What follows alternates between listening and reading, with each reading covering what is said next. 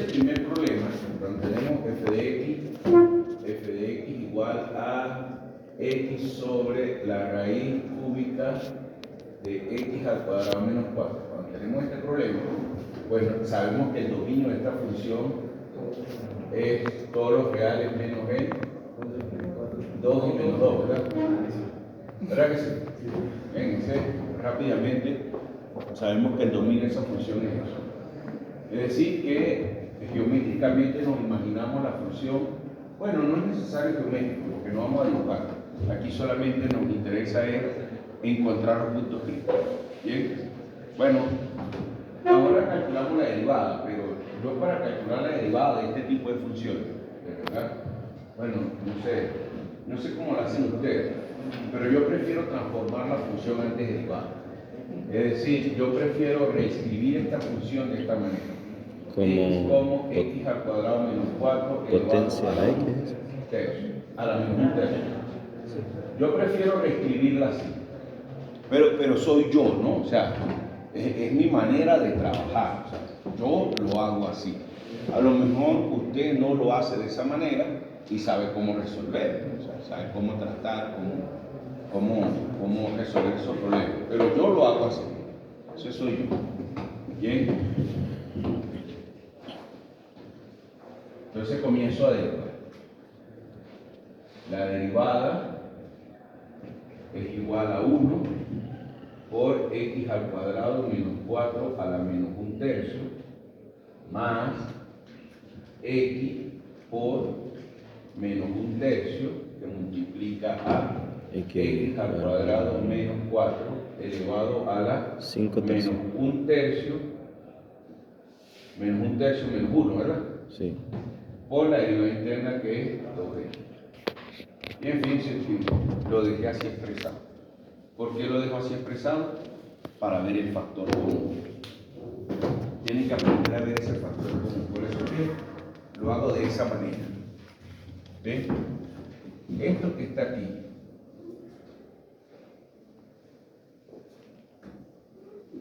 es un factor común. Factor común. Es eso. Por eso lo hago así. Lo escribo así para ver ese factor común. Porque si yo veo ese factor común, entonces la derivada, esto implica que la derivada de la función me va a quedar, sacando el factor común, x cuadrado menos 4 elevado a la menos un tercio, me va a quedar como 1 menos, ¿verdad?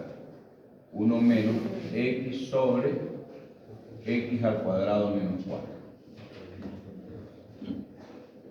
Ah, no, perdón. 2x. Menos 2x, perdón. Menos 2x cuadrado. Menos, 2x cuadrado. Pues ya puse el menos aquí. Ajá. Y abajo me falta el 3. Por 3. 2x cuadrado. Bien. Por eso saco el factor común. Bien, para que me quede la derivada así, mucho más sencillo. ¿Ves?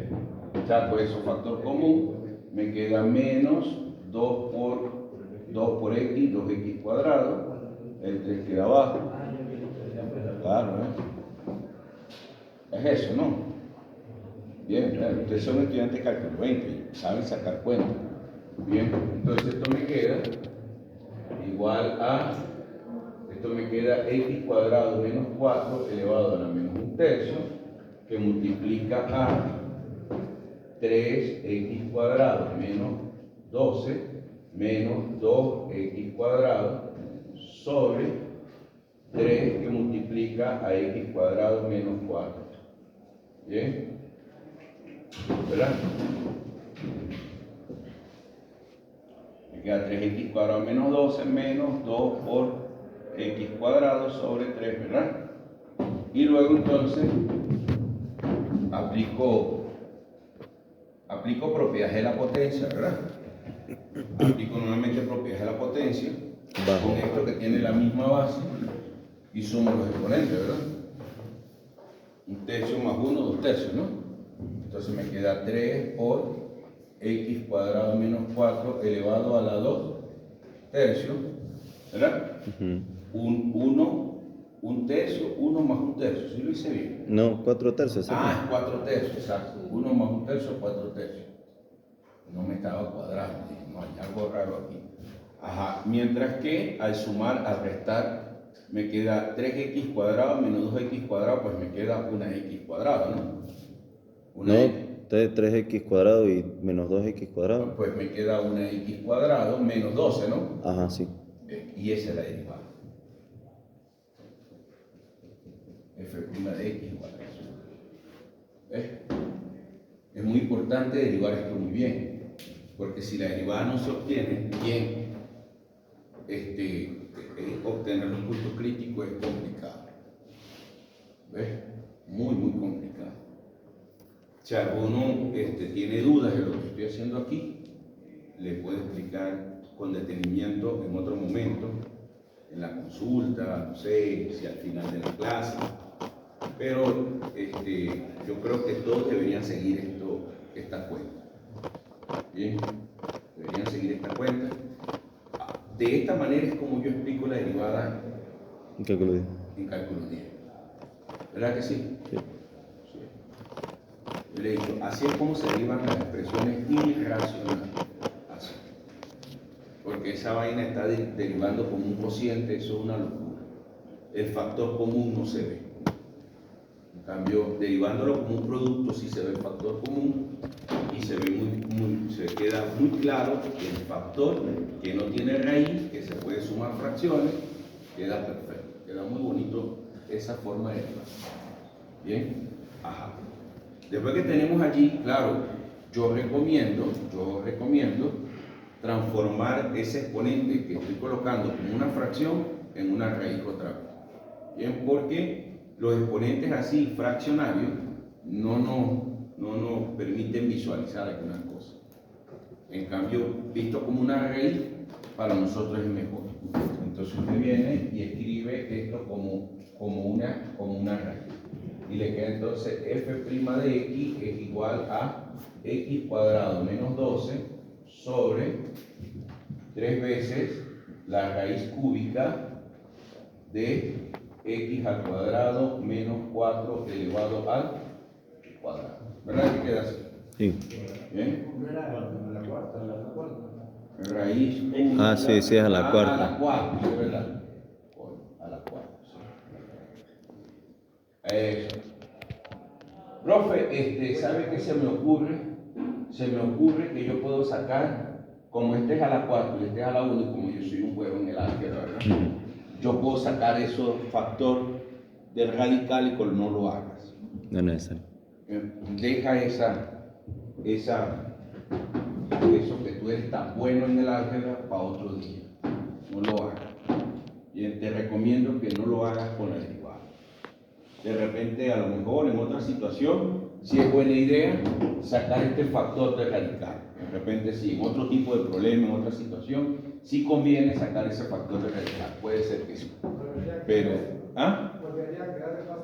No es eso, sino que más adelante nos vamos a encontrar con una situación donde ese coño madre fuera me va a joder. Entonces mejor dejarlo ahí adentro. Dejarlo ahí no pasa nada.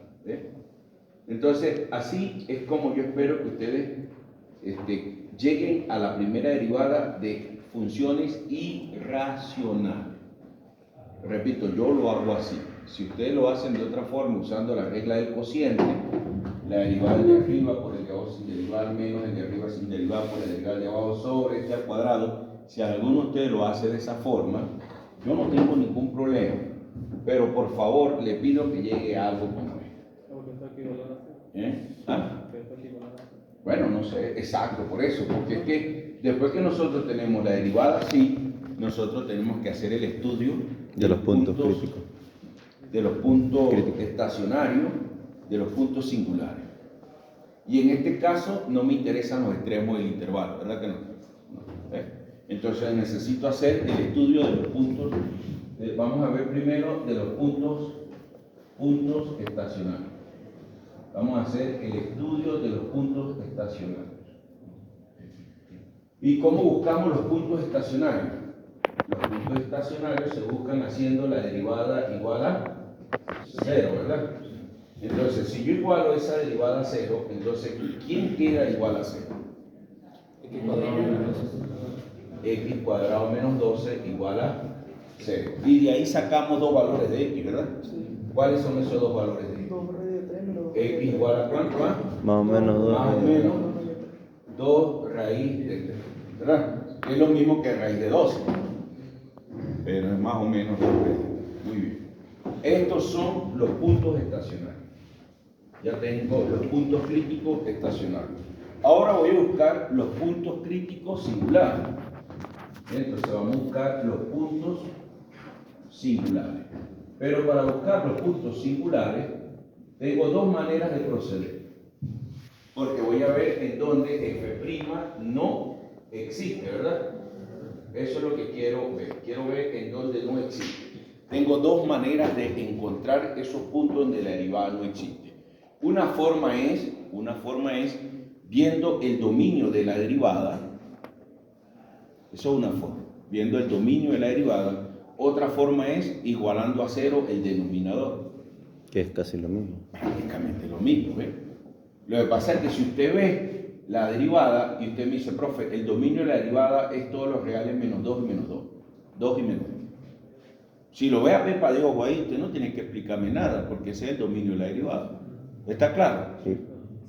¿Ves? Usted lo ve, usted dice, no, profe, yo veo ahí que el dominio de la derivada es todos los reales menos el 2 y el menos 2.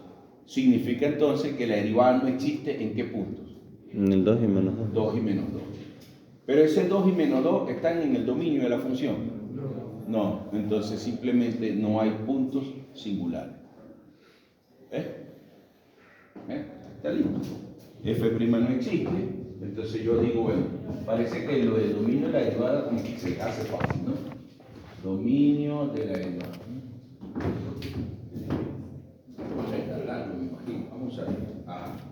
Vamos a poner dominio de la derivada. Dominio de f' de x.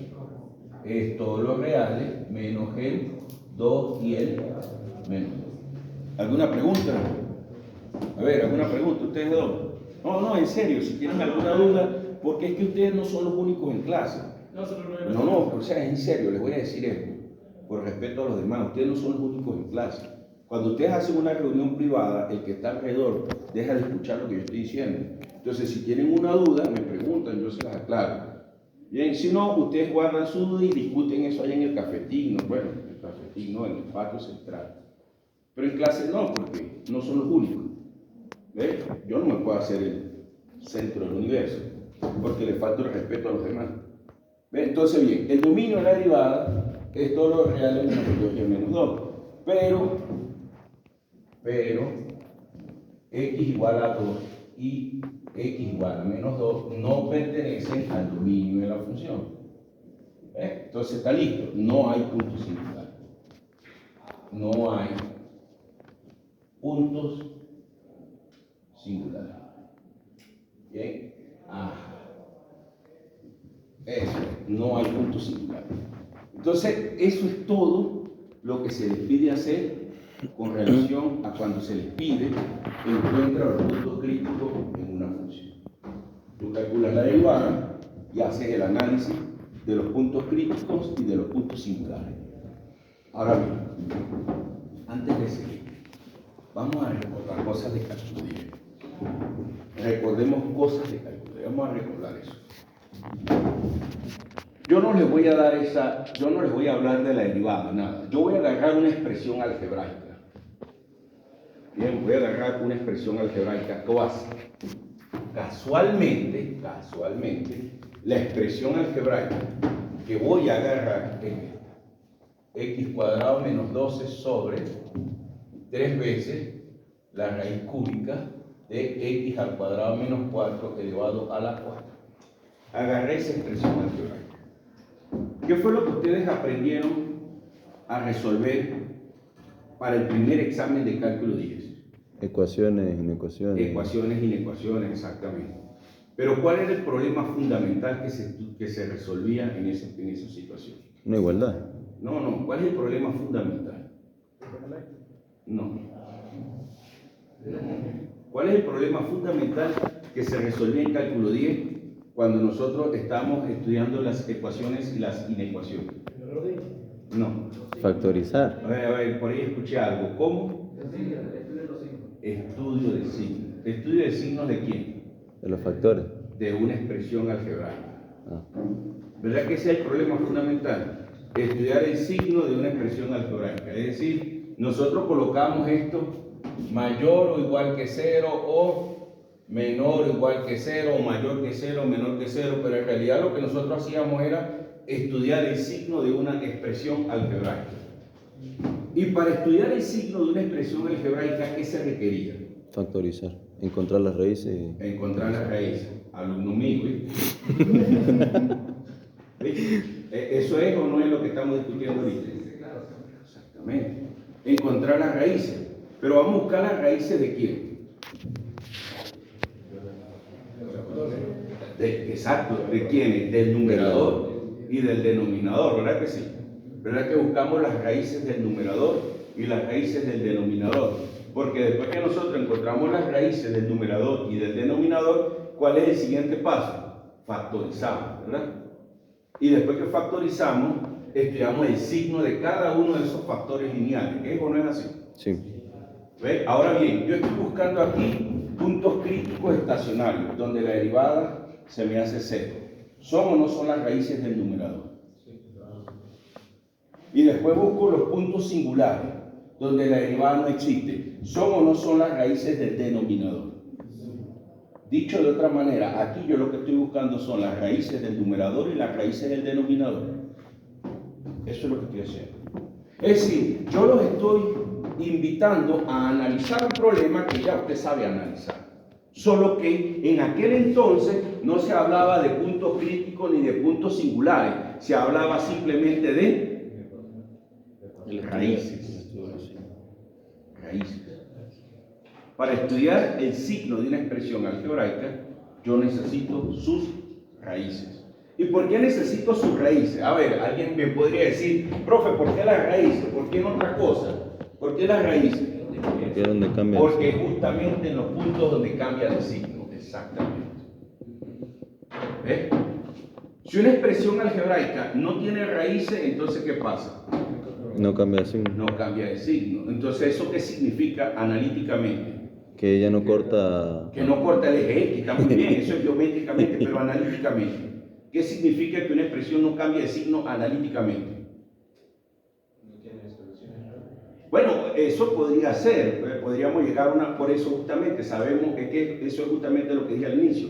Si no tiene raíces, no tiene soluciones reales. Si no tiene raíces, no cambia de signo. Entonces, ¿eso qué significa entonces? Analíticamente. Siempre es negativo o positivo. Que siempre es negativa o siempre es positiva, porque no cambia de signo, muchachos, lógicamente. Claro, es lógicamente el asunto, ¿verdad? Claro, ahora, si tiene raíces, cambia de signo.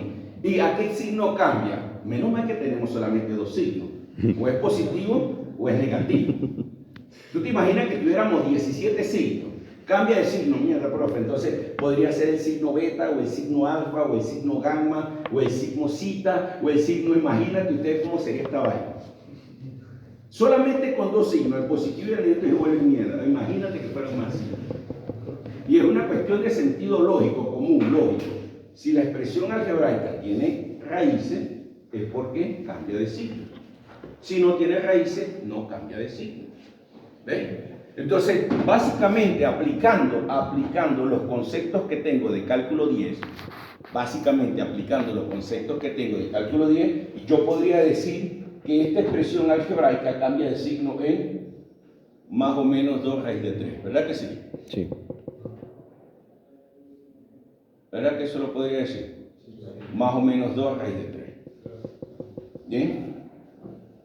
Ahora entonces yo les pregunto, ¿y ella cambiará de signo en más o menos 2? ¿Esa expresión algebraica cambia de signo en más o menos 2? ¿Por qué? Hay que estudiar primero, no podemos asegurar que A sí ver, o no. bueno, mírala bien, vuélvela a mirar otra vez. Se anula el denominador y eso. Anula, es una raíz, ¿verdad que sí? Por supuesto, es una raíz. Si es una raíz, debería cambiar de signo, ¿verdad? Bien, pero ¿por qué no cambia de signo? Porque se ha elevado al cuadrado y el cuadrado de eso va a No, ser- al cuadrado no tanto, por este 4 que está aquí, ¿ves? Porque es par. ¿Ves? Ahora imagínate que tú eres un tipo así en el álgebra de bueno, ¿verdad? Y te da rechera ese 4 ahí y lo sacas de la raíz, ¿verdad? Si lo sacas de la raíz, entonces tú tendrías esto.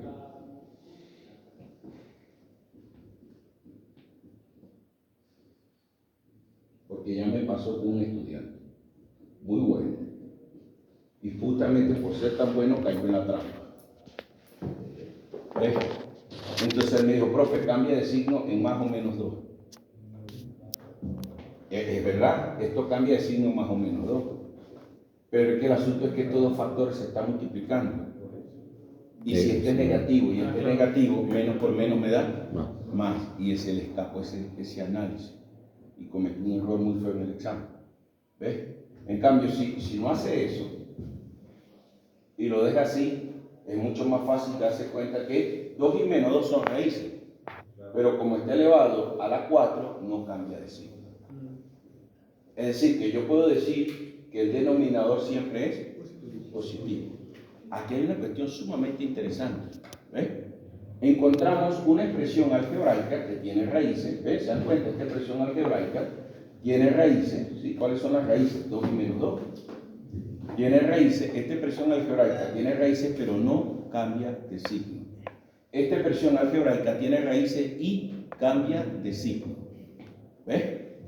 ¿Qué es lo que ocurre en cálculo 10? En cálculo 10 nosotros hacemos una asociación bien bonita que allá no funciona, que si decimos que toda expresión algebraica cambia de signo en la raíz. Bien, y nos funciona muy bien. Pero empezamos a encontrar situaciones más adelante en cálculo 20 en donde tenemos expresiones algebraicas que tienen raíces pero que no cambian de signo. Y eso hace que el estudio de los puntos críticos sea tan complicado de hacer, porque ustedes asumen cosas, ¿ves? Pero es bueno tenerlo claro. ¿Ves? Ya está listo. ¿Ves? Un poquito de cálculo 10, un cálculo 20, ¿ves? Un poquito de eso. Entonces, una manera más, digamos, más mundana de llamar a los puntos estacionarios y a los puntos críticos es llamándolos raíces. De una manera más mundana, ¿ves? Llamándolos raíces. Lo llamamos raíces. ¿Listo? Voy a buscar las raíces del numerador, punto estacionario. Voy a buscar las raíces del denominador, punto singular.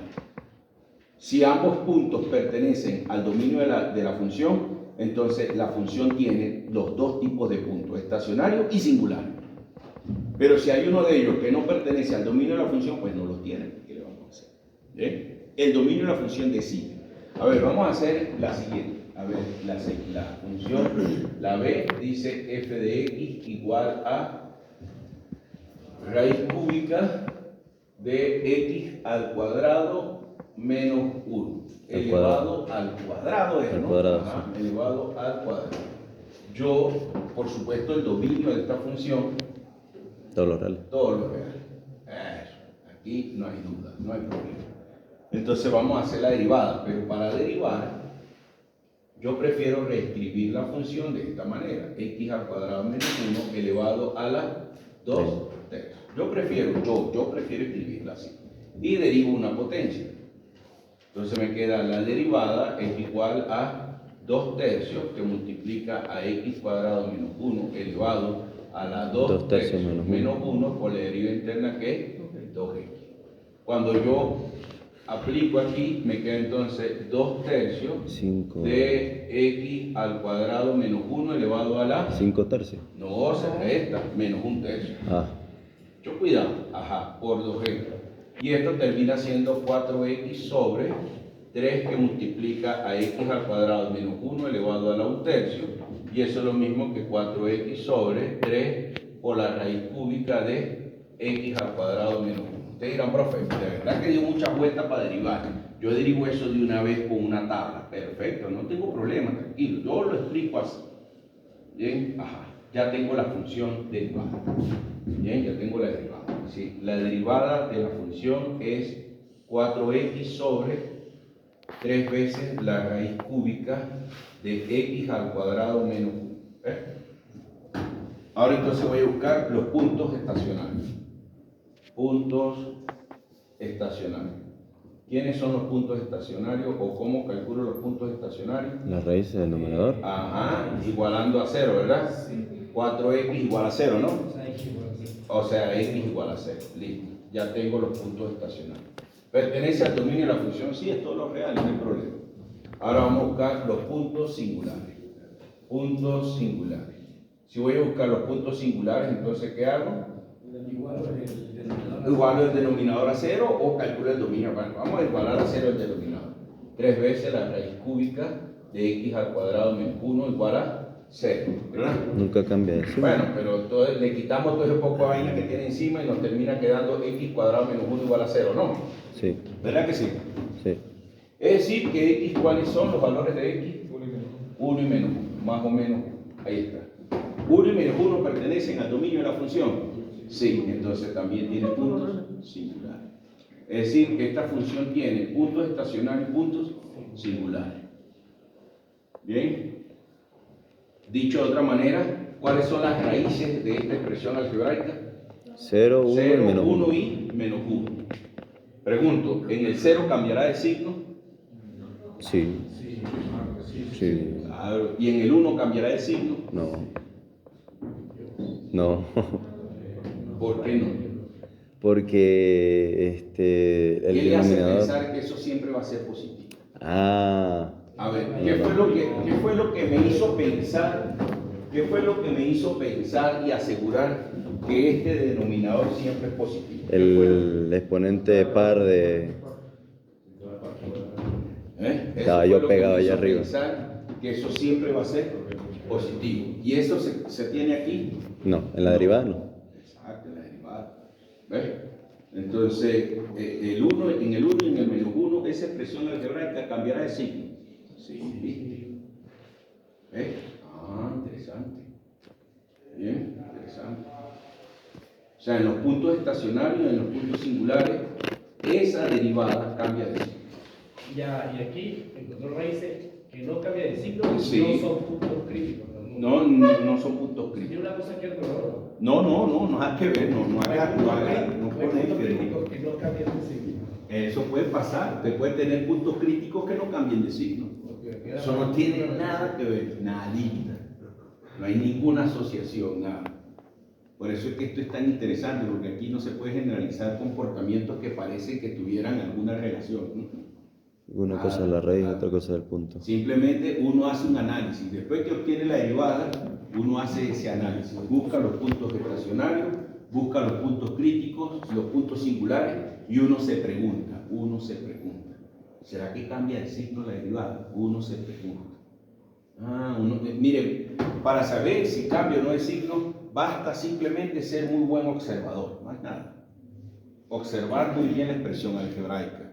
No hay un análisis jodido aquí, profundo, imposible desarrollar nada. Hay que mirar muy bien la expresión algebraica, más nada.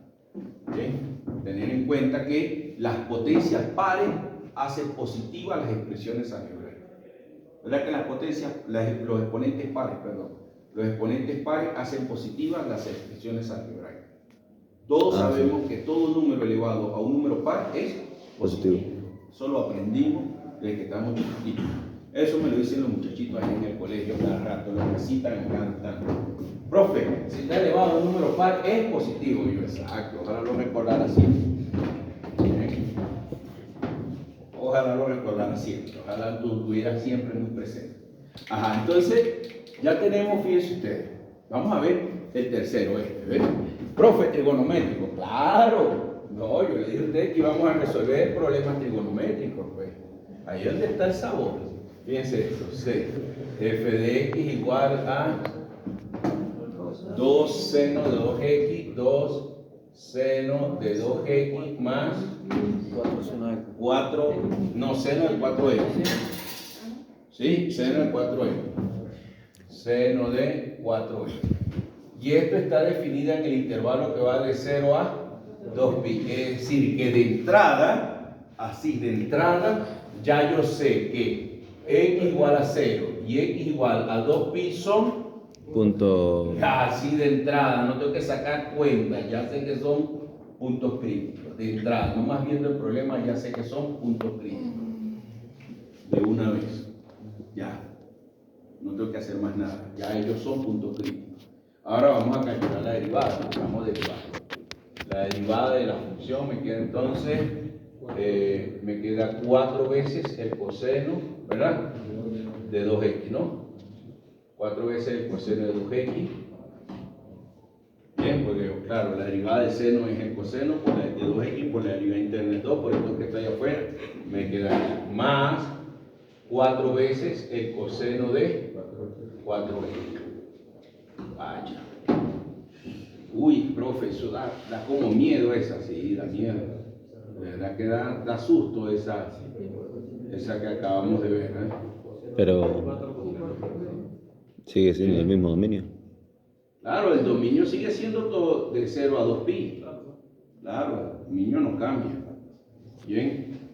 Ajá, pero o sea, queremos resolver. Por cierto, aquí hay puntos singulares.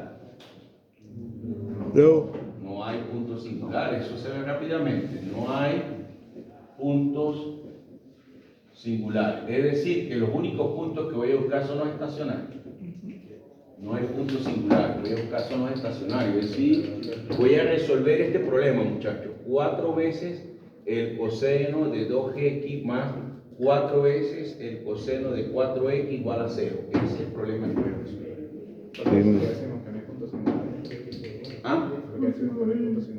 Porque eso sí no hay existe, denominador. el dominio de la segunda derivada de todos los reales. Bueno, todos los reales en realidad todo el intervalo.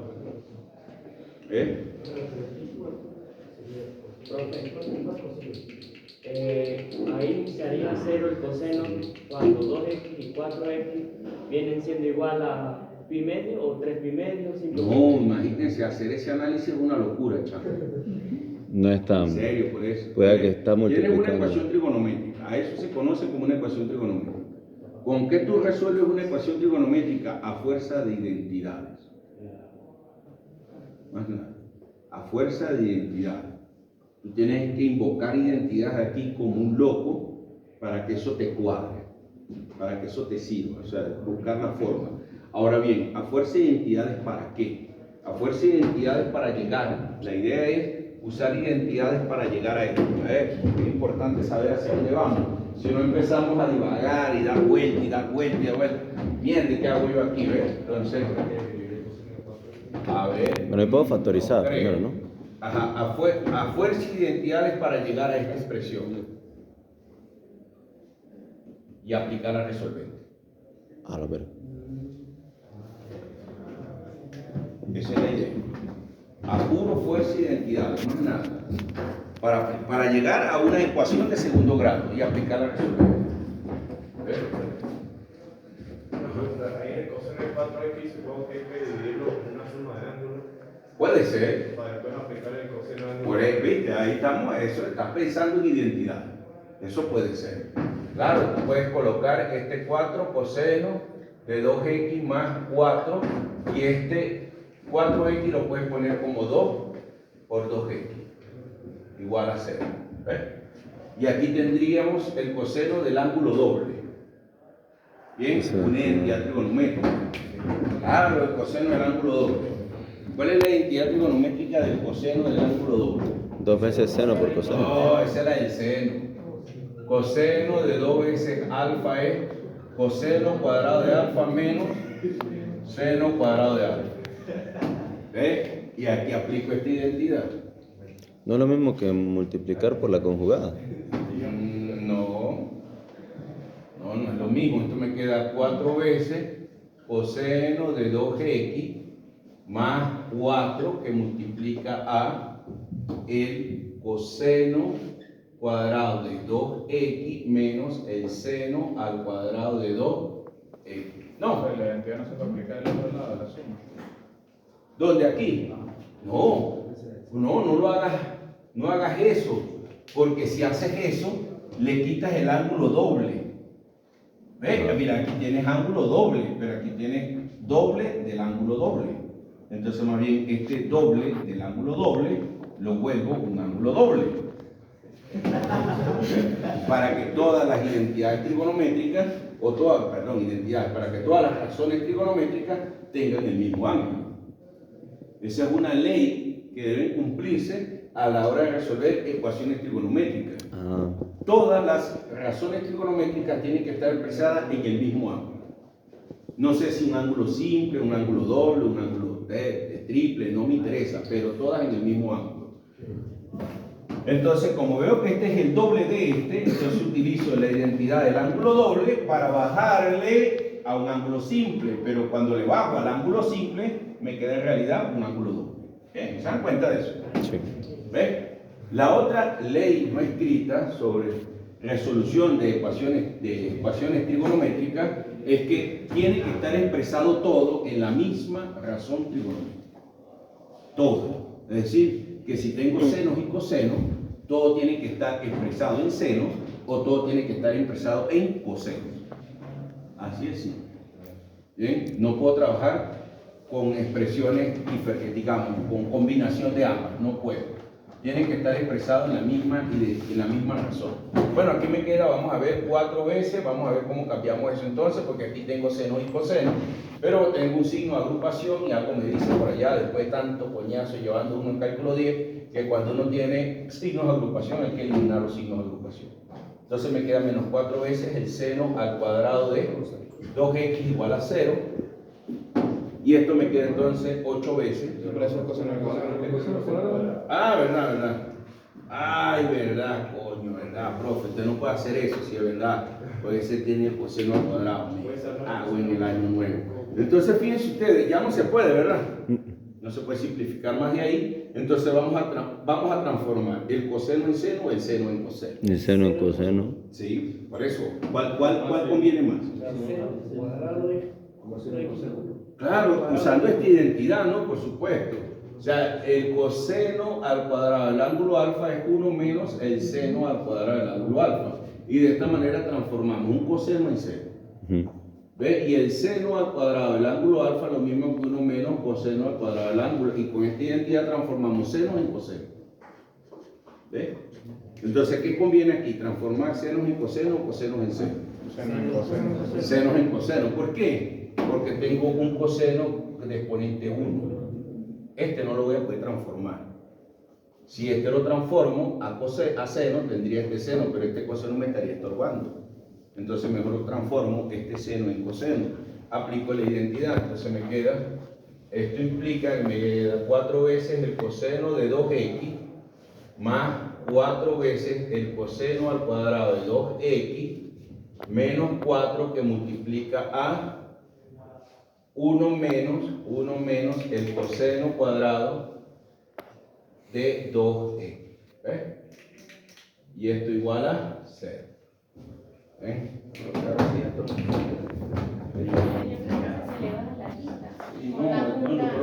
Yo creo que ya. No, sí. Sí, yo he visto que usted Ah, será eso.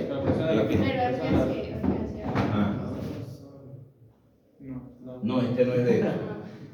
Este sí es de eso. Este sí, ajá. Pero bueno, entonces aquí me queda como me va a quedar. Me queda entonces 4 veces el coseno de 2x, 4 veces el coseno de 2x, más 4 veces el coseno cuadrado de 2x, menos 4, más 4, coseno al cuadrado de 2x igual a 0. ¿Ves? Entonces estos dos son iguales, ¿verdad? Sí. Se suman. Entonces esto implica que me queda 8 veces el coseno al cuadrado de 2x más 4 veces el coseno de 2x menos 4 igual a 0. ¿Estamos de acuerdo si dividimos todo entre 4? Sí. Si dividimos todo entre 4, ¿qué me queda? 2 cosenos Coseno cuadrados. al cuadrado de... 2 coseno al cuadrado de 2x más coseno de 2x menos 1 igual a 0. Ahora hay que resolver. Sí, ahí está la mira, resolvente. Sí. ¿Ves que llegamos a la ecuación de segundo grado? Ahí está la ecuación de segundo grado. ¿Ves? Entonces, cuando usted tiene una ecuación trigonométrica, usted debe, a fuerza de identidades, transformar eso para que llegue a una ecuación de segundo grado. A fuerza de identidades, más nada. Esa es la forma de resolverla, no hay otra. ¿Bien? A pura fuerza de identidad. ¿Bien? Hay que tener esas identidades a mano. Cuando se vayan a poner a resolver problemas de ecuaciones, de cálculo de puntos críticos, de funciones trigonométricas, busquen, tengan a mano las identidades para que las invoquen. ¿Bien? Esto yo lo explicaba en un curso de álgebra y trigonometría que daba aquí en la facultad hace muchos años. Era un curso, lo daba para los estudiantes que pagaban el curso, era un curso de extensión. Eso se llenaba, el curso se llenaba de una vez. Apenas colocaba el aviso en el cafetín, ponía eso, yo pegando el aviso, cuando llegaba a la facultad allá arriba, lo pegaba aquí, allá, ya cuando llegaba allá, profe, ya se llenó el curso, porque se explicaba todo esto. Y yo tengo estudios de los estudiantes que hicieron el curso de nivelaciones, el curso ese de álgebra y trigonometría, y ellos no repitieron cálculo. Repitieron cálculo antes de hacer el curso, pero después de ver el curso no repitieron cálculo. El curso era muy bueno. Le dirán, profe, ¿por qué no lo siguió haciendo? Bueno, porque Maduro nos cayó encima, y después nos cayó el COVID, nos cayó tanta vaina encima que fue imposible el curso. Y entonces había un profesor, tú sabes, de esos profesores que... Cuando una vez un profesor me vio poniendo el aviso allá, me llama y me dice, Derwin, profesor, ¿usted está cobrando ese curso? Y yo, claro, pues es un curso de extensión, pero usted no debería cobrar ese curso, ese debería ser gratis. Yo, ¿por qué? Claro, porque son estudiantes que me salió con el cuento de los chavistas, de esa mierda, de ese feo, toda mierda tiene que ser gratis. Y yo dije, no, chamo, o sea, no, yo no estoy de acuerdo con eso, porque lo que es gratis no sirve. Es gratis no sirve. A nadie lo que es gratis nadie lo valora. ¿Ves? Entonces, bueno, pongo coseno de 2x porque es una ecuación de segundo grado, ¿verdad? Sí. La variable es coseno de 2x. ¿Está claro eso, no? Sí, sí. La variable es coseno de 2x, es el incógnita. Entonces aquí coloco la incógnita coseno de 2x y voy a aplicar la resolvente. ¿Quién es b? 1, ¿verdad? Menos 1. Más o menos la raíz cuadrada de b al cuadrado. 1. 1 al cuadrado es 1. Menos 4 por a, pero a vale 2. 2. Por c que es menos 1. Sobre 2 por a, 2 por 2. Entonces esto me queda menos 1 más o menos 9. Raíz de 9, ¿no? Sí. ¿Verdad? Raíz de 9, 4. Esto cuadra, esto asusta. Menos 1 más o menos 3 sobre 4, ¿no? Es decir, que aquí tenemos dos soluciones. ¿Cuáles son? Menos 1, ¿verdad? Porque menos 3, menos 1, menos 3, menos 4, entre 4, menos 1, ¿verdad? Y el otro es, ¿cuánto? 1 medio. Chamo, esto asusta, definitivamente esto uno se asusta con esto. Pero claro, son del Middlewich, pues, el Middlewich hace esa vaina perfecta. Entonces aquí tenemos dos soluciones. Una solución es coseno de x igual a menos 1 y la otra es coseno de x igual a 1 medio. Ah, verdad, 2x, verdad. Menos mal que me dijo, se me olvida a veces. Ajá, igual a 1 medio. ¿Ves? Coseno de 2x igual a menos 1 y coseno de 2x igual a 1 medio. Esas son las dos soluciones. Pero ¿se acuerdan cuando te expliqué ecuaciones trigonométricas de esta? ¿Viste? ¿Ves? Ajá, ¿qué me puedes decir de aquí de los valores de esto? De 2x. ¿Cuánto vale 2x? Para que me dé menos 1. No. Yo perdí mi tiempo. Menos 1 medio. Uno es cuál es. Pi. ¿Verdad? El coseno de pi me da menos 1. ¿Verdad que me da menos 1 en los múltiplos impares de pi? Eso fue lo que le expliqué, ¿verdad? Sí, sí. Porque pi está de este lado, ¿no? Y de este lado es menos 1 de la x, ¿no? Ok. Claro, o sea, cuando el coseno de 2x... Claro, pero 2x vale pi, ¿no? 2x vale pi, eso significa que x vale ¿cuánto? Pi medio, exacto. ¿Y cuál es el otro? ¿Hay más? Sí. 2x igual a ¿cuánto? A 3pi, ¿verdad? Y entonces x vale ¿cuánto? 3 pi medio, ¿eh? 5 pi medio también. Ajá, vamos a ver. Pero saliendo del dominio. No, porque es de 0 a 2 pi. ya en 5 pi medio sí nos salimos del dominio. Si no salimos del dominio 5 pi medio. Ah, sí. Sí, ¿verdad? Sí, porque 2.5. 3 pi medio, Claro. 4 pi medio, 5, sí, ya no salimos. ¿Ves? Ya está. Estas son las soluciones. Las soluciones son pi medio y 3 pi medio. ¿Bien? Ahí tenemos entonces esos dos puntos críticos estacionarios. Y ahora, para que me dé un medio, ¿cuánto debe valer 2x? Para que me dé un medio. ¿Cuánto debe valer? ¿Cuánto? Ah, para que el coseno me dé un medio. No. Para que el coseno me dé un medio, ese tiene que ser raíz de... Raíz de 3 sobre 2. No. El ángulo, ¿no? ¿Ah? ¿En qué? ¿En pi sexto o en pi tercio? En pi tercio, ¿verdad? Claro, pi tercio, exacto. Para que me dé un medio es pi tercio. El coseno, ¿no? Pi tercio. Entonces esto implica que x vale ¿cuánto? Pi sexto.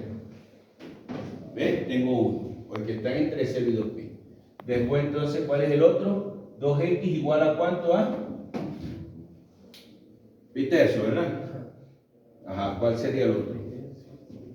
Sería 4. Y tercio más pi. No necesariamente. No necesariamente. Ah, bueno, se le olvidó todo eso. ¿Ves? Ustedes son bien locos. ¿Cómo vamos a olvidar eso? Eso va a ser fundamental. ¿Ves? O sea, ya tú sabes que 2x tiene que valer pi tercio, ¿verdad que sí? ¿Verdad? Sí. Porque para que el coseno me dé un medio tiene que estar en el primer cuadrante, ¿verdad? Sí. Porque tiene que ser positivo. Sí. ¿Sí o no? Sí. Entonces el otro ángulo tiene que estar aquí. Ah, sí. Porque ellos Ok. el coseno me da positivo, ¿no? Sí. ¿Verdad? Entonces para que sea este, ¿cuánto debería valer entonces? 2 pi menos pi tercio. 2 pi Menos pi sexto sería. menos pi tercio. El ángulo en el primer cuadrante. Ah, ok. Es 2 pi menos pi tercio. El ángulo en el primer cuadrante. Es decir, que 2x debe ser ¿cuánto? 3 por 2, 6, menos 5, 5 pi tercio. Entonces paso el 2 a dividir y entonces aquí me queda 5 pi sextos. Ya tengo otro. Ajá. Bueno, vamos a dejarlo 5 pi tercio aquí. 5 pi tercio, entonces esto me queda x igual a 5 pi sextos. Bueno, creo que tengo que seguir caminando, ¿no? ¿Verdad? No tiene sentido. Entonces, ¿cuál es el otro? ¿Cuál es el otro entonces? 2x tiene que ser igual a qué? Exactamente, la siguiente vuelta, ¿verdad? Porque ya dimos la primera, coño, viene la otra. Pero no tiene sentido dar otra vuelta si estamos No sé, en el porque intervalo. a lo mejor no me salgo porque estoy dividiendo entre 2. Ah, ok. 5 pi sexto todavía no me he salido, Claro. Entonces, a ver, en la siguiente debería ser pi tercio más 2pi. Pi tercio más 2pi. Entonces, ¿eso cuánto me da? 7 pi tercio. 2 por 3, 6. Más 1, 7 pi tercio, ¿no? 7 pi tercio. Entonces, 2x tiene que ser igual a 7 pi tercio. Es decir, que x tiene que ser 7 pi sexto. Ah, la puta todavía da me para salí. otra. No va a ser me he salido. ¿Verdad que no? No, claro que no. Ahora es que falta. Que la villa. No me he salido, 7 pi sexto. Entonces, ¿cuál sería el otro valor entonces? 4 pi menos pi tercio. No. No, 3 pi. No, bueno, el error fue haberlo hecho aquí. Este era ¿cuánto? 2 por 3, 5 pi tercio. ¿Cuál es el otro entonces? 4 pi menos 5 pi tercio más 2 pi. La siguiente vuelta. Entonces eso me queda ¿cuánto? 3 por 2, 6, 11 pi tercio. 11 pi tercio. Entonces aquí sería 2x, aquí, 2x igual a 11 pi tercio. ¿Ves? Significa que la x vale 11 pi sexto. Todavía ya di la dos vueltas, llegué a 2 pi, no, todavía falta, que jode. Pero en la ¿verdad? siguiente sí. En la siguiente será. Entonces sería De pi sexto. 7 pi tercio, porque estoy en 7 pi tercio, ¿no? Sí, más 2 pi. Aquí, ¿verdad? Quiero dar otra vuelta, ¿no? Entonces sería 7 pi, o quieren pi tercio más 4 pi, también sirve, ¿no? Bueno, vamos a poner así. Eso es lo que está. Pi tercio más 4 pi. ¿Y eso me da cuánto? 3 por 4, 12, más 1, 13 pi tercio. 13 pi tercio. Entonces sería, la otra sería 2x igual a 7 pi tercio. No, 7 no, 13, coño, 13. 13 pi tercio. Entonces esto me queda x igual a 13 pi sobre 6. 6. Ya, Y de la esa vuelta, sí. ya me salía el 2 pi. Sí, a esa sí. Sí, ¿verdad? Porque 12 pi sexto, 12 pi sexto es 2 pi. Sí, ya está, ya está. Esta. Ya esa. Sí. Entonces, ¿cuántos puntos singulares tiene? Varios, mira. Un enverguero. Singulares no, estacionarios. Tiene 1, 2, 3, 4, 5, 6 puntos estacionarios. Y en un intervalo definido, ¿no? En un intervalo de 0 a 2. Bueno, más de todo. Que la villa. A las funciones trigonométricas hay que tratarlas con mucho respeto, muchachos. Sí. De las gráficas más complicadas que nosotros podemos construir son las de funciones trigonométricas. Esas son las más complicadas que podríamos construir. ¿Bien? Porque justamente ustedes aquí tienen su kriptonita, ¿no? O sea, yo sé que más de uno aquí se quedó what the fuck, o sea, pensando en todo lo que hice acá, pero es justamente lo que les explicaba al inicio. Les dije, necesito que ustedes se pongan al día con estas ecuaciones trigonométricas porque las vamos a estar usando. Cada vez que usted vea un problema con trigonométricos, seno y coseno, tenga en cuenta que eso que está allá lo va a usar. En algún momento eso lo va a usar. ¿Bien? ¿De qué libro les recomiendo resolver problemas con funciones trigonométricas? Del de Midovich, que sé que son perfectas. El Borgesai no hay garantía. El Borgesai una vez me llevaron una hijo de puta ecuación trigonométrica y después de una hora echando cabeza en mi oficina, echándole bola, usando identidad, decía, esta mierda no da. El muy amigo mío me dijo, profe, que esa la saqué del Borgesai, váyase para la mierda, hágame el favor. Debió haber empezado por allí, por el principio, por decir, profe, este problema lo traigo del Borgesai. Entonces yo, desde un comienzo, albergo en mi cabeza la posibilidad de que esté mal diseñado. ¿Ves? No, esto a lo mejor está mal diseñado. Porque tú te imaginas tratar de resolver una ecuación trigonométrica que esté mal diseñada. O sea, que no tenga algo lo notable, que no, olvídate. Sí, por favor. ¿Ves? O sea, para eso está la calculadora, la computadora. Pero lo que nosotros podemos resolver con nuestras capacidades, no se extrañen que este tipo de situaciones las pueden resolver, encontrar en el de Midovich. Ahí hay varios ejercicios de funciones trigonométricas. Bueno, entonces, para terminar, fíjense, tenemos una cosa muy sencilla. Bien. Una cosa muy sencilla que no requiere gran explicación. La explicación aquí es que los extremos del intervalo ya son puntos críticos. Bien, y digo yo muy sencilla porque miren ustedes, ¿no? O sea, ya yo sé que estos dos, x igual a menos 1, x igual a 5, son puntos críticos. No tiene puntos singulares. Son puntos críticos. Y no tiene puntos singulares, exactamente. No hay puntos singulares. Entonces, los únicos puntos críticos que vamos a buscar son los estacionarios. Entonces, calculamos la derivada y al derivar, pues mira, esto me queda 6x al cuadrado, ¿verdad? Más 6x menos 12, un polinomio de grado. Entonces, vas a igualar a 0, ¿verdad? No requiere explicaciones. Ahí ustedes calculan los puntos estacionarios. Listo. Bien. Ok. Está claro entonces cómo van a trabajar, ¿no? Ahí tienen una vista de los problemas, de las funciones que más se se pueden encontrar funciones polinómicas que son muy sencillas, funciones irracionales que son, hay que tener en cuenta a la hora de derivar, tener muy claro la derivada, funciones trigonométricas, cuidadito, con esas ecuaciones trigonométricas, y las ecuaciones racionales, que fueron las que estudiamos en la clase pasada. De repente me faltan algunas funciones trascendentales, de logaritmos, exponenciales, pero eso lo vamos a hacer más adelante. Por ahora quiero avanzar con el contenido porque necesito terminar esta semana con dos conceptos que son fundamentales para el examen. Bien, y esos conceptos, uno de esos conceptos es el de extremos. Vamos a hablar de extremos, ya hablamos de puntos críticos, ahora vamos a hablar de extremos de una función. Extremos de una función. Vamos a aclarar el asunto de los extremos, porque no es la primera vez que ustedes escuchan la palabra extremos, extremos del intervalo, ¿verdad?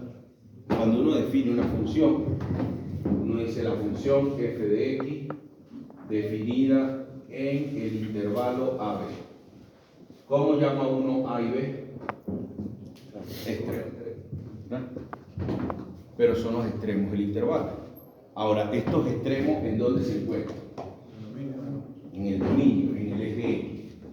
¿Ves? Los extremos que yo voy a buscar no son en el eje X. Los extremos que yo voy a buscar son en el eje Y. Es decir, yo voy a buscar los extremos en la variable dependiente, no en la variable independiente. ¿Está claro eso? Sí. ¿Entendido lo que estoy diciendo? Eso es lo que voy a buscar. Porque los extremos en la variable x no se calculan. Los extremos en la variable x se dan de entrada. Aquí ven. Defino la función en este intervalo. Ahí estoy definiendo los extremos en el eje x. ¿Ves? Los estoy estableciendo. Porque nosotros podemos actuar sobre la variable independiente. Podemos decidir cómo modificarla, cómo definirla, cómo establecerla. En cambio, la variable dependiente no, porque la variable dependiente depende de muchas cosas, depende de la ley de correspondencia, depende de la elección de los extremos, depende de muchas cosas, ¿ves? Entonces, como depende de muchas cosas, uno pues se interesa en justamente encontrar una manera de cómo una manera de cómo encontrar su extremo. Esa es la idea.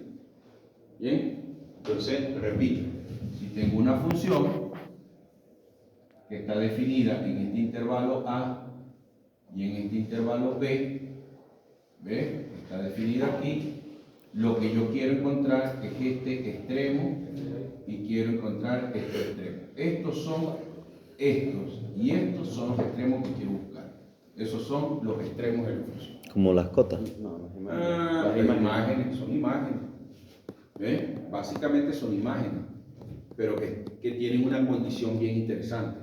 Por ejemplo, esta imagen de aquí es la imagen más grande de la función dentro del intervalo. Dentro del intervalo, porque fuera del intervalo sigue creciendo, ¿verdad? Pero dentro del intervalo, la imagen de B es la imagen más grande. Vamos a ponerla así una vez. La imagen de B es la imagen más grande. Y la imagen de A también es la imagen más grande, ¿verdad? ¿Ves? Es eso. Bien, entonces yo puedo decir que f de A y f de B son extremos de la función. Porque fuera de ahí, o en esos puntos allí, la función no digamos, hasta ahí llega, porque está definida allí. ¿Ves? ¿De acuerdo? Claro, ahí es muy fácil. Fíjense, si yo tengo, vamos a ver, por ejemplo, vamos a colocar así algunos dibujitos. Yo puedo tener una función que tenga aquí en el intervalo A y aquí en el extremo A y en el extremo B. Yo puedo tener una función aquí definida en el intervalo AB. Una función definida ahí. Esta es la imagen del extremo A, f de A, y esta es la imagen del extremo B, f de B. Entonces yo puedo tener una función continua, vamos a suponer que es continua. Entonces yo puedo tener una función que haga esto. ¿Ves? Porque es continua, ¿verdad que puede hacer eso? ¿Ves?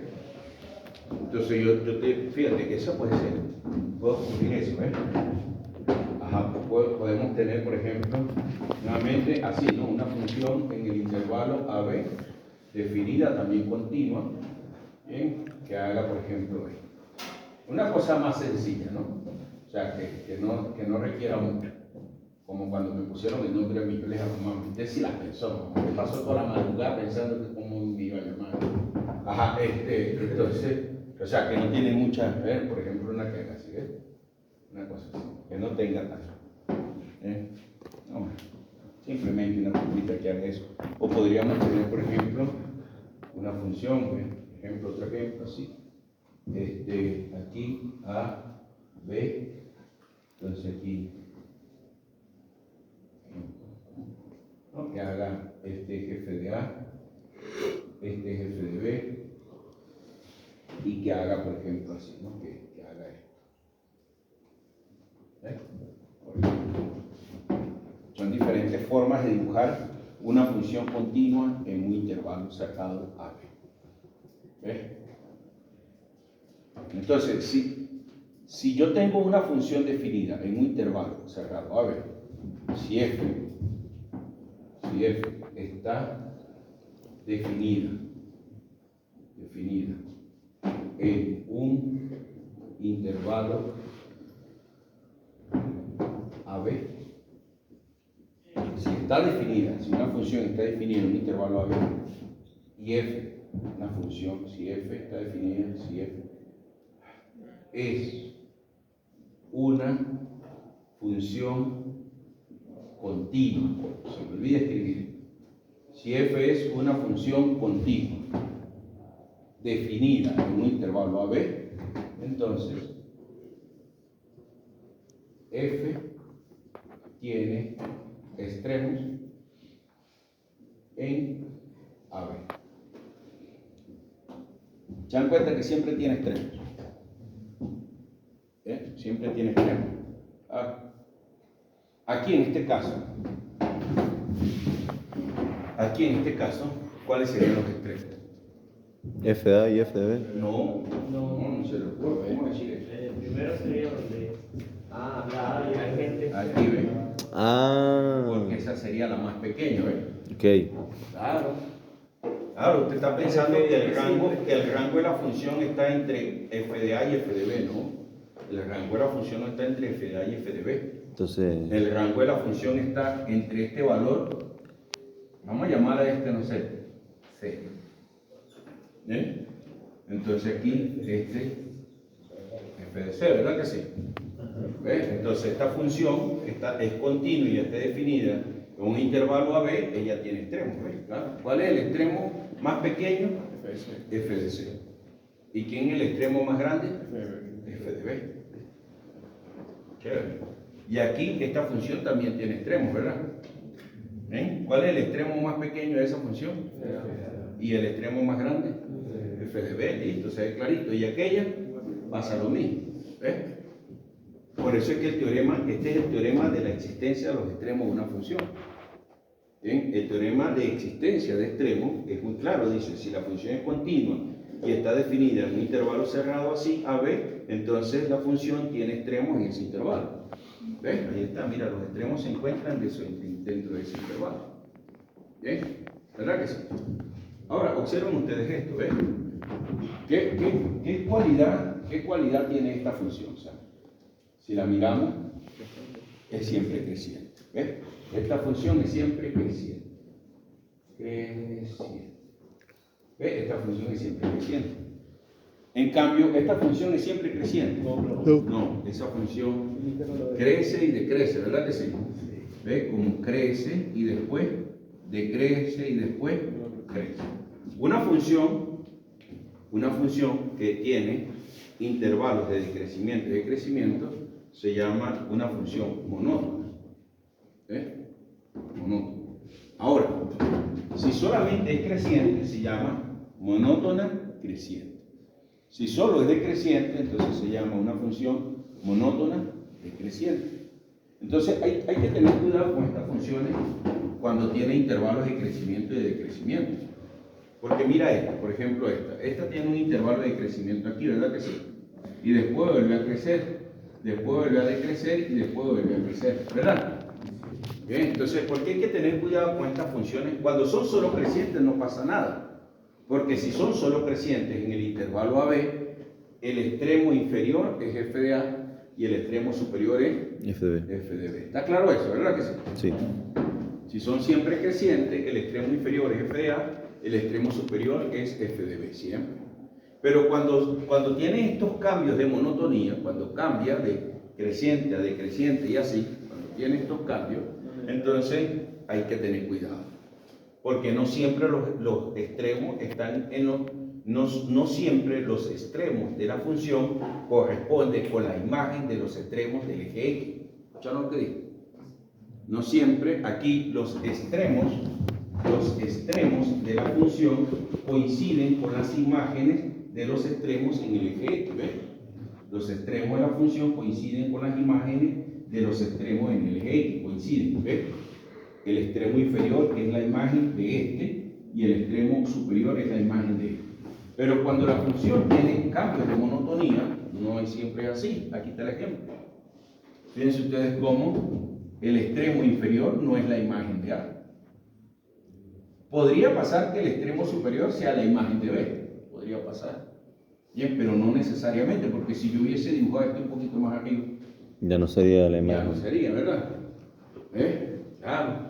Ah, profe, pero aquí, bueno, puede ocurrir, mira, ¿ves? Puede ocurrir que los extremos de la función, aunque tenga intervalos de cambios de crecimiento y decrecimiento, aunque pueda tener eso, se cumple de que los extremos de la función están en los extremos del intervalo.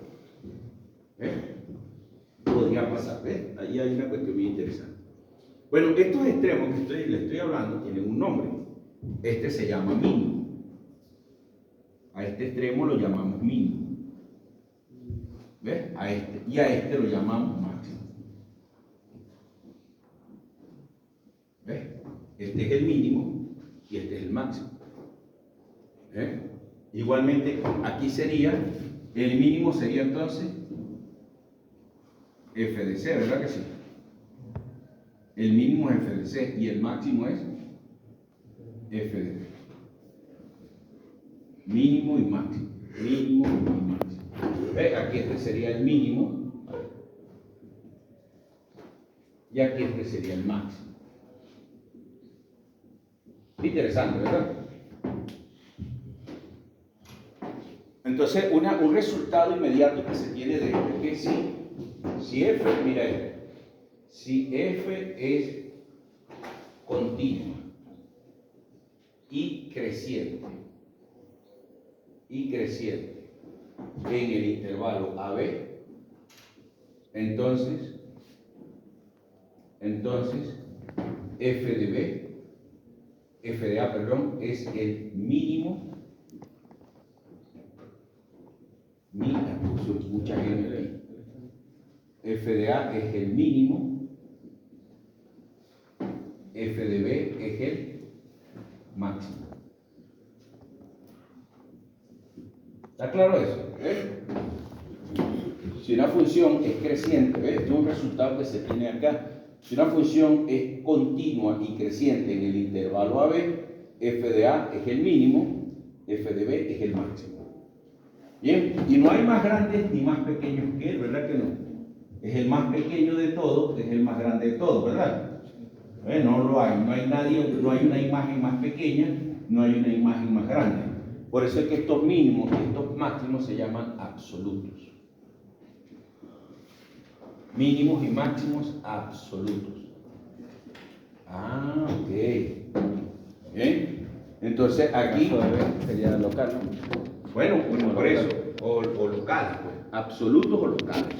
No, perdón, locales no, absolutos. Locales sería como FDC, ¿no? No, por supuesto que Sí, no, mínimo. FDC. Hay una imagen más pequeña que FDC. Sí. No, claro que no. Claro, por eso es que estamos hablando de una función definida a un intervalo cerrado AB. Claro, por supuesto, ¿ves? O sea, esto no, aquí este máximo sería, este mínimo, perdón, es El absoluto. absoluto, porque no hay una imagen más pequeña que él. ¿Ves? Y este es el máximo absoluto, ¿ves? Porque no hay una imagen más grande que él, ¿ves? Nosotros podemos hablar, este sería mínimo absoluto, y este sería un máximo absoluto. Nosotros podemos hablar entonces de máximos y mínimos absolutos siempre que la función esté definida en un intervalo cerrado. ¿Está claro eso, Si no está definido en un intervalo cerrado, no se puede hablar de eso. Por ejemplo, yo a esta función que está aquí, a esta función le podemos calcular el máximo y el mínimo absoluto. A esta. Sería... A esta función. Sí, pero es una función Sí, porque acotada. la función es continua, ¿verdad? ¿Verdad que sí? ¿Verdad que es continua? Y está definida en un intervalo cerrado. Entonces nosotros sabemos que por ser continua en un intervalo cerrado, esta función a juro porque sí tiene máximo absoluto y tiene mínimo absoluto. Lo sé. Ahora, ¿quién es el máximo absoluto y quién? Es otra cosa. Pero sé que tiene máximo absoluto y tiene mínimo absoluto. De eso estoy seguro. Esta función en este intervalo tendrá extremos absolutos. Sí, también tiene extremos absolutos. ¿Por qué sé? Porque es una función continua definida en un intervalo cerrado. Y es un resultado sumamente importante, ¿ves? Toda función continua,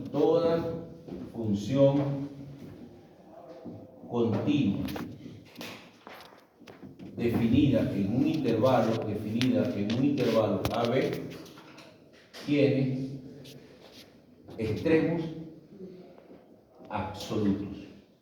¿Qué significa extremos absolutos? Bueno, que pueden ser máximos o mínimos, máximos y mínimos absolutos.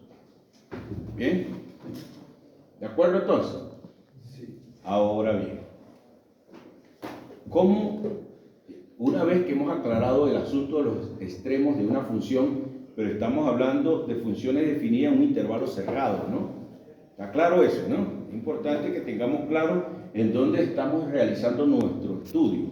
Estamos analizando nuestra situación en un intervalo cerrado. Bien, o sea, la función está definida en un intervalo cerrado. O sea, es importante que esto quede claro, porque ustedes se inventan, son muy buenos para inventarse mariquera. Dios Señor, para generalizar cosas que no tienen sentido. Bien, entonces estamos hablando de un intervalo cerrado. Y todo lo que podamos decir, saber, entender de extremos de una función en un intervalo cerrado está tipificado en estas tres imágenes. Resumido, tipificado, estratificado, todo lo que termine en algo, aquí, en estas tres imágenes. Simplificado, todo eso está ahí, en esas tres imágenes. Usted no necesita, porque aquí, una de las cosas que a mí me hincha las pelotas cuando cuando empiezan los profesores a explicar definición y 3 horas puro definiendo. Maldita sea, yo no sé cómo aquí no ha habido suicidios en masa, chamo. Yo te lo juro, ¿sabes? Para poder resolver un problema aquí, para poder estudiar los extremos de una función, yo necesito responder primero esta pregunta. ¿Cómo se estudia el crecimiento y decrecimiento, de una función? El signo de la derivada. Ahí está la respuesta. De una función. ¿Cómo se estudia el crecimiento y decrecimiento de una función? Si yo sé responder esta pregunta, entonces yo sé responder esta pregunta. ¿Ves? Pero primero tengo que saber responder esta. ¿Cómo se estudia el crecimiento y decrecimiento de una función? A través del signo de la derivada. ¿Por qué a través del signo de la derivada, profe? Coño, explíqueme eso, porque la verdad es que, ¿ves? Eso suena muy bonito. Mire, profe, ¿usted sabe qué? Yo vi este curso, a mí me lo explicaron el semestre pasado, pero no lo entendí. Obvio, por eso está aquí. Vamos a entender eso. Claro, ahora a ver, vamos a entender esto bien, porque a mí una cosa que de verdad me preocupa mucho es cuando yo empiezo a resolver problemas y usted no sabe por dónde coño buscar. ¿Por qué está haciendo eso? ¿Ves? Vamos a recordar algunas cuestiones que aprendimos de cálculo 10. Simplemente de cálculo 10, cosas que debimos haber aprendido de cálculo 10. Mira esta función, yo voy a dibujar este pedazo de función aquí solamente. ¿Ves? Entonces, si yo coloco aquí un punto, x sub 0, y calculo la derivada en este punto, aquí en este punto calculo la derivada, en el punto x sub 0, ¿qué estoy encontrando? La pendiente de la recta tangente. Desde el punto de vista geométrico estoy encontrando la pendiente de la recta tangente. Eso es lo que estoy encontrando. Pendiente de la recta tangente. Entonces, aquí en este punto pasa una recta tangente, ¿sí o no? Sí. ¿Verdad que sí pasa un punto? Por ahí por ese punto pasa una recta tangente. Sí. ¿Ves? Entonces, por aquí yo voy a dibujar una recta tangente. Bueno, voy a tratar de dibujar lo más tangente posible, ¿ves? Así. Hay profe que toca más abajo. Recuerden que el punto de tangencia es local. Puede tocar la curva otras veces en otro punto más allá, no me interesa, pero aquí sé que es tangente. ¿Está claro entonces? Sí. Ahora yo le pregunto a ustedes una cosa, basado en los conceptos que estudiamos de cálculo 10, ¿cómo es la pendiente de esa recta? Positiva. ¿Positiva o negativa? Positiva. Por supuesto, es una recta que tiene pendiente positiva. Si esta recta tiene pendiente positiva y la derivada es la pendiente de la recta tangente, entonces ¿qué signo tiene la derivada? Positiva. Entonces establecemos una conexión bien interesante. Si la derivada es positiva, la función es creciente, porque mira cómo es la función. ¿Ves que es creciente? Sí. ¿Ves? Entonces esa es la conexión que yo necesito allá. ¿Cómo se estudia el crecimiento y decrecimiento de una función? A través del signo de la derivada. A través del signo de la derivada. Respuesta. Por medio del signo de f' de x. ¿Por qué? Porque si la derivada de la función es positiva en el intervalo AB, entonces, bueno, no se debería colocar abierto, cerrado, abierto. Porque la derivada en los extremos no se debe definir. Si la derivada es positiva en el intervalo AB, entonces f es creciente en el intervalo AB. Y si la derivada es negativa en el intervalo AB, entonces ella es, f es decreciente en el intervalo decreciente en el intervalo AB. Entonces así es como se estudia el crecimiento y el crecimiento de una función a través de su derivada. Entonces yo, a ver, ¿qué estoy estudiando aquí? El signo, ¿verdad que sí? Sí. ¿Y qué es la derivada? Una función. Una función. Pero esa función viene definida por medio de Una ecuación. una expresión algebraica. Entonces. Eso era lo que yo estaba haciendo hace rato. Ajá, encontramos de la Claro. y se hacen unos intervalos y se evalúa el Ay, eso es lo que te lo captó, chamo. Listo, eso era. Ve, conectó lo que yo esperaba que conectaran. Eso es. O sea, la derivada es una función, es verdad. Pero la función viene dada por una expresión algebraica. Entonces yo lo que necesito es estudiar el ciclo de una expresión algebraica. En los intervalos donde esa expresión algebraica sea positivo, en esos intervalos la función es creciente. En los intervalos donde esa expresión algebraica es negativa, en esos intervalos la función es decreciente. ¿En dónde va a cambiar de signo la expresión algebraica? Donde se hace esa. En las raíces. ¿Pero qué coño son las raíces para nosotros ahorita? Los puntos críticos. Parece buen loco. Eso es todo. Bien. Entonces, si yo voy a estudiar los extremos de una función, yo necesito estudiar el signo de la derivada para saber en dónde cambia el signo, ¿verdad? Entonces, claro, cuando yo estudio el signo de la derivada, ¿cuáles son los puntos críticos que me van a salir de aquí? ¿Verdad que me va a salir este C? Ese, el de arriba, el de abajo. ¿Verdad que me va a salir este punto crítico? Claro, me va a salir este C. Este C va a salir del problema, solito sale, no tengo que buscarlo, él aparece solito. ¿Eh? Y me va a salir ¿quién también? A y B, porque son los extremos del intervalo. Y las otras dos curvas de arriba. Claro, si yo, vamos a suponer que esta es la función, ahí tengo la regla, ¿verdad? Yo no conozco la gráfica no la sé, una regla ahí con su madre que tengo que analizar, ¿verdad? Definir un intervalo AB. ¿Qué es lo que yo voy a hacer? Calculo la derivada igual a 0. Cuando calculo la derivada igual a 0, consigo los puntos críticos. ¿Ves? Entonces, si hay puntos críticos, repito, si hay puntos críticos quiere decir que la función crece y decrece, ¿verdad que sí? No sé cómo coño crece y decrece, no me interesa, solamente sé que crece y decrece, ¿verdad? ¿Ves? Entonces ya yo sé que hay puntos críticos diferentes de los extremos del intervalo. Después, ¿qué voy a hacer? Después que ya yo tengo, vamos a suponer que tengo 4 puntos críticos, ¿qué voy a hacer con esos puntos críticos? Voy a calcularle la imagen. En la función sin derivar. Claro, la imagen, le voy a calcular la imagen. Claro, voy a calcular 4 imágenes. ¿Y cuál voy a decir? ¿Cuál voy a decir que es el máximo? El que tenga, el La que sea imagen más mayor. grande. ¿Y cuál voy a decir cuál es el mínimo? La imagen más pequeña es todo. ¿Ven? Es todo. Entonces, por eso es. Ok, mi crecimiento se estudia por el signo a través del signo de la derivada. El signo de la derivada me va a permitir o hacer el esto para estudiar. Fíjate cómo está conectado. El crecimiento del crecimiento se estudia a través del signo de la derivada. Pero el signo de la derivada se estudia a través de los puntos críticos. Entonces yo necesito obtener los puntos críticos para saber si la función cambia o no cambia de signo, es decir, para saber si crece o decrece. Si yo agarro y calculo la derivada y me doy cuenta que la derivada no cambia de signo, entonces ¿cómo es?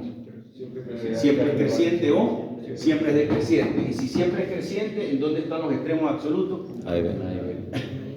Y si siempre es decreciente, ¿dónde están los extremos absolutos? En A y B. ¿Ves? Porque siempre crece, siempre decrece. Ahora, si tiene puntos críticos, quiere decir que ella crece y decrece. Quiere decir que no sé cómo, pero crece y decrece. ¿Qué voy a hacer? Entonces voy a calcular la imagen de todos los puntos críticos. La imagen más pequeña me va a dar el mínimo, la imagen más grande me va a dar el máximo. Eso es todo. ¿Ven la estrategia entonces? Sí. Es eso. Entonces, a ver, vamos a analizar los extremos. Como comencé a la... el reloj biológico que yo tengo en el reloj, a la 1:30 me habla de una vez. Me está pidiendo aquí. Ay, Dios, no puedo ver eso. Entonces vamos a resolver un problema. Vamos a estudiar, por ejemplo, la función. A ver, dame luz aquí con qué problema podríamos estudiar. Una cúbica. Podría ser. ¿Ah? Fíjense esta función. Vamos a analizar la función f de x igual a.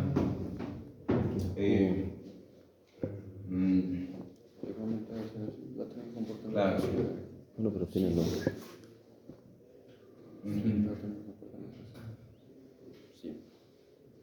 Vamos a colocar. Me acuerdo ahorita. Podría ser la que teníamos inicialmente. Sí, la que tocamos ahora. ¿Cuál era? La que cuando llegué, de grado 3. Esa.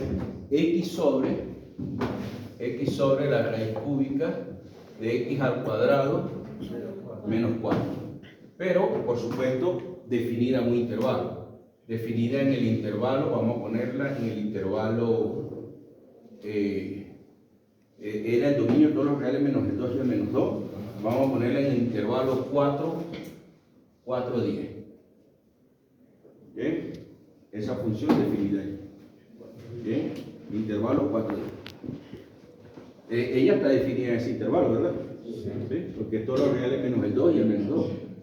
Entonces, si el 2 y el menos no están ahí, ella está bien definida. Bien, entonces, bueno, yo voy a calcular la derivada. Necesito la derivada. Entonces, después que calculamos la derivada, encontramos que la derivada era ¿qué? X al cuadrado menos 12. X al cuadrado menos 12 sobre 3 raíz de 3. 3 raíz cúbica Esto, de X al cuadrado menos 4 elevado Elevado a a 4, 4. ¿verdad? Ok, entonces aquí nosotros buscamos los puntos críticos, ¿verdad? Entonces encontramos que los puntos críticos estacionarios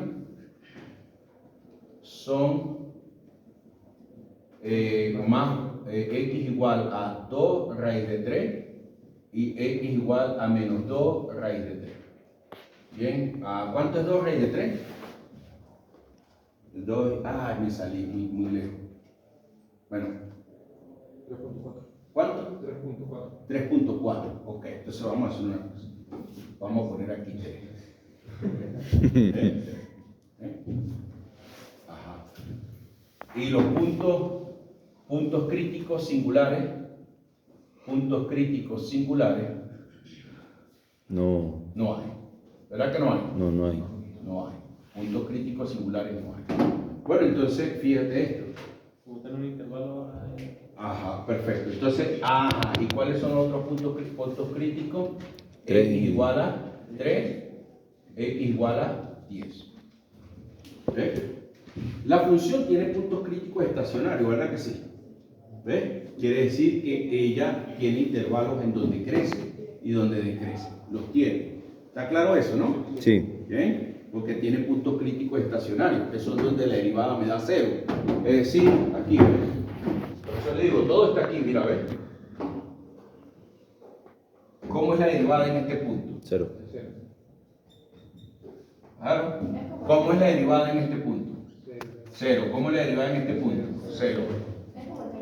Claro, por supuesto, claro. Por eso es que le puse C, para recordar tu teorema de error, ¿ves?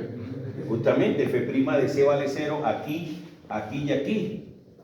Entonces, digamos, no te puedo decir que son únicamente, eso también puede pasar aquí, con puntos críticos singulares, también puede pasar eso.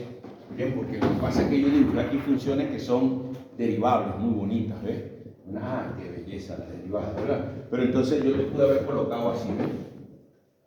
Por ejemplo, así.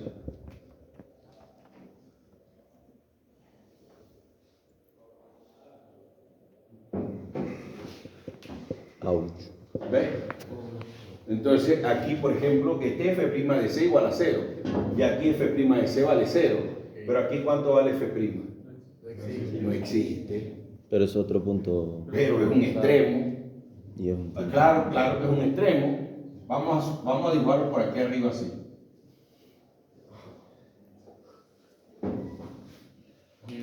¿No es un extremo? Sí.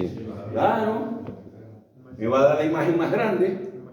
Claro, pero lo que pasa es que yo dibujé puras curvitas así bien bonitas, suavecitas, bien chévere. Pero puedo dibujar curvas bruscas así, con pico bien hijo de... ¿Verdad?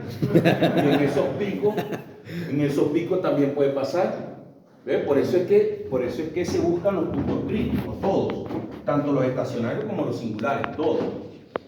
Pues yo no me sé la gráfica de esta curva, no me la sé. Entonces yo tengo que imaginar que puede tener cualquiera. Entonces por eso busco todos, los estacionarios y los singulares.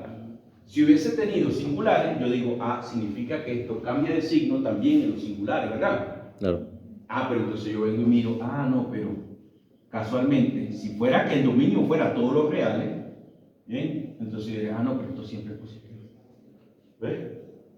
Entonces estos singulares no van a cambiar de signo. Pero en estos que están aquí sí cambia de signo, ¿ves? La derivada sé que está cambiando de signo. Repito, no sé cómo es el signo. No lo sé, no me interesa.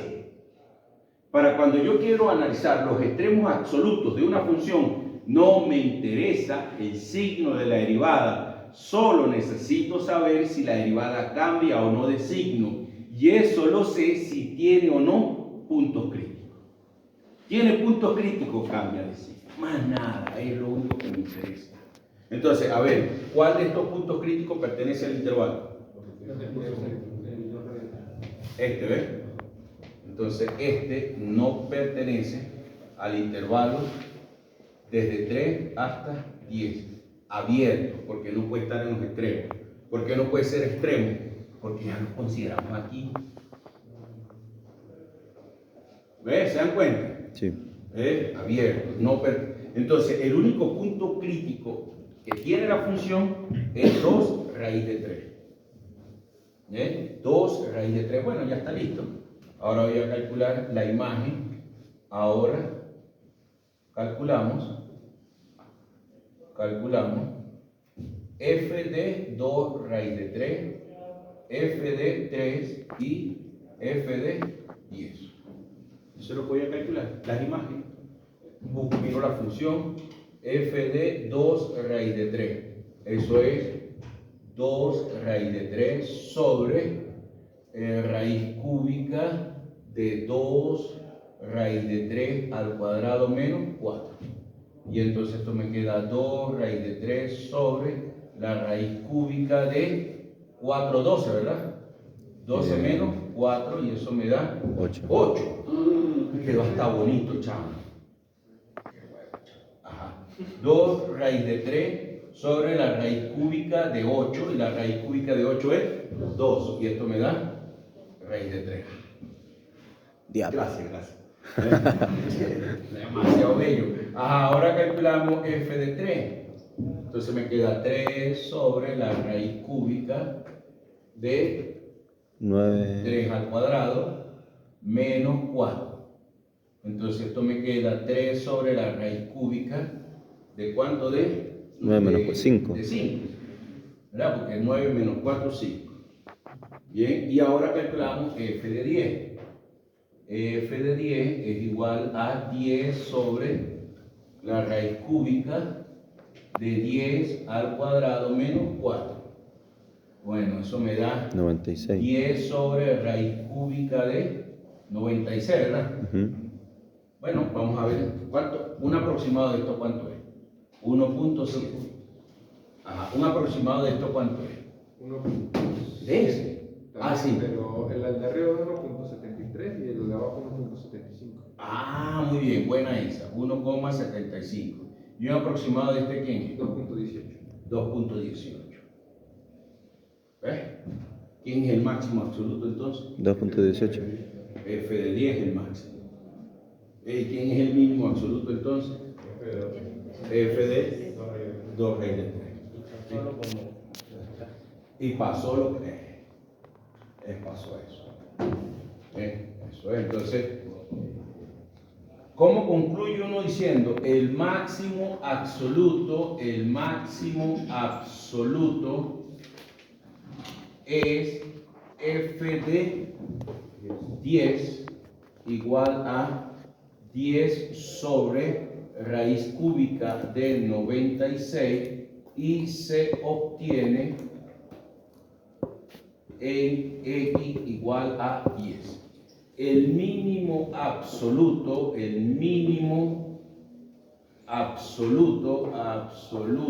es f de 2 raíz de 3 igual a raíz de 3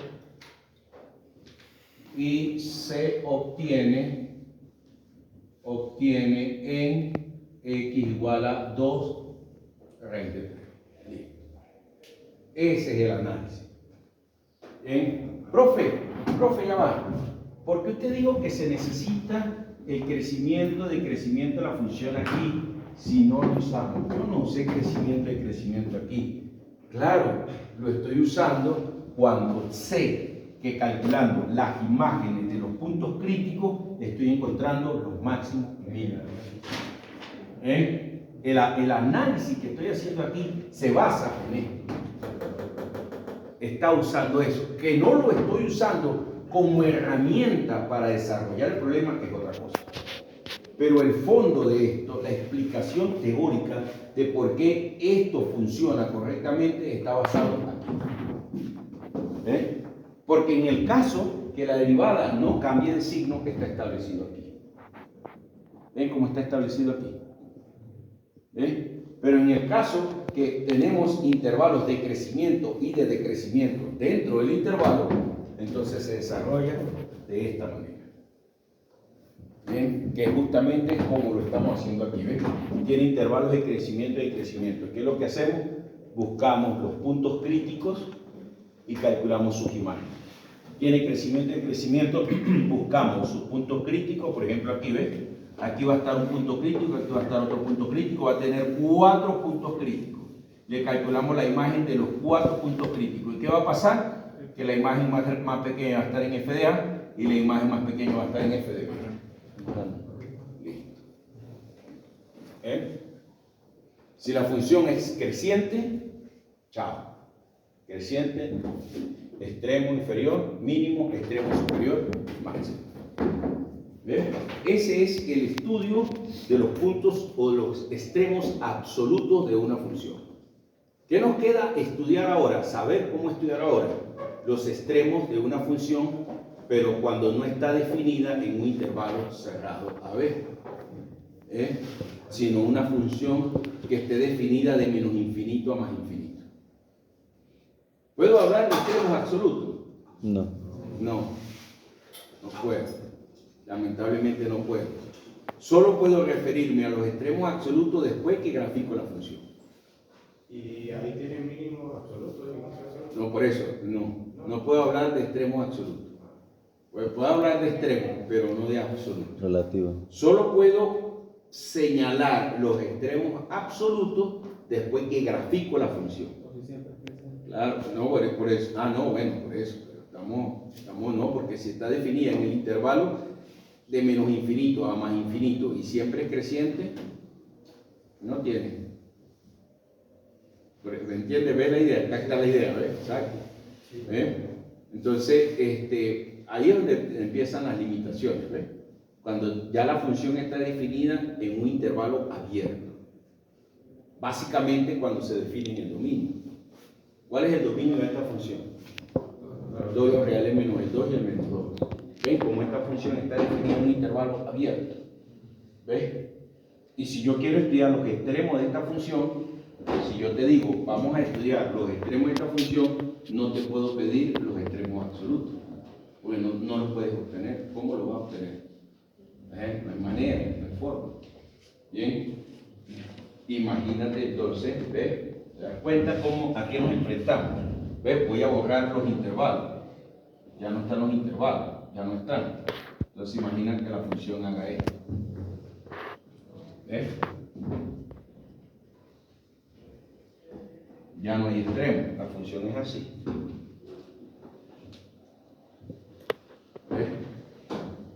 Entonces, buscando los puntos críticos, vas a encontrar estos puntos, ¿verdad? ¿Verdad que vas a encontrar estos puntos? Buscando los puntos críticos vas a encontrar todos estos puntos. ¿Ves? Y tú dices, bueno, yo voy a calcular la imagen de este punto crítico, voy a calcular la imagen de este punto crítico, voy a calcular la imagen de este punto crítico, voy a calcular la imagen de este punto crítico. ¿Y qué va a hacer con esa imagen? Las comparo. No joda, ¿para qué coño? ¿De qué coño sirve? ¿Cuál es la más pequeña y la más grande?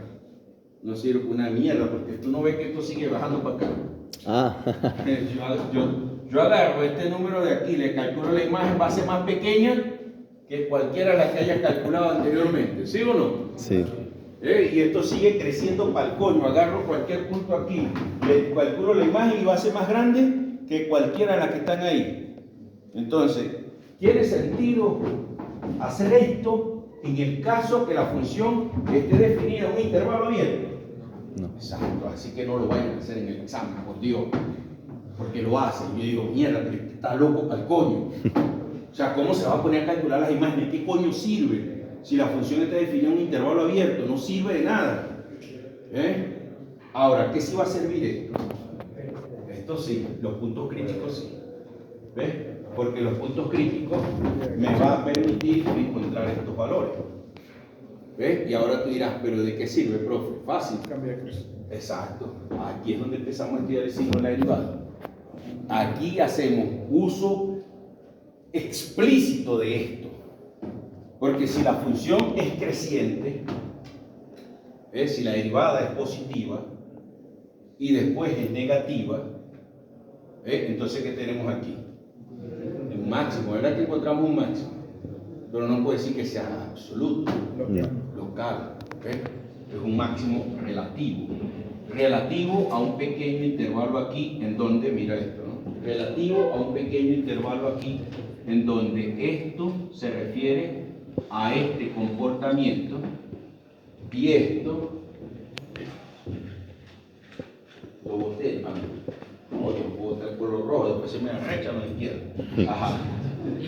Y esto se refiere a este comportamiento. Entonces, en este intervalo local, tengo que la función cambia, la derivada, perdón, cambia de signo positivo a signo negativo. Y cuando la derivada cambia de signo positivo a signo negativo, en este punto crítico tengo un máximo relativo o local. Una concavidad hacia arriba. No concavidad. Ya no digo que esas cosas feas. ¿Ves? En cambio, si aquí tengo, ¿ves? Si aquí en un intervalo, aquí relativo a este punto crítico, yo veo que la derivada es negativa y después la derivada cambia a positiva, ¿ves? Entonces ahí tengo un mínimo local. ¿Ves? Esa idea de que en los cambios de signo la función tiene un máximo local y un mínimo local, esa idea es lo que se conoce como el criterio de la primera derivada. Eso es el criterio de la primera derivada. El criterio de la primera derivada nos permite clasificar los puntos críticos. Fíjense ustedes aquí tengo los puntos críticos, ¿verdad?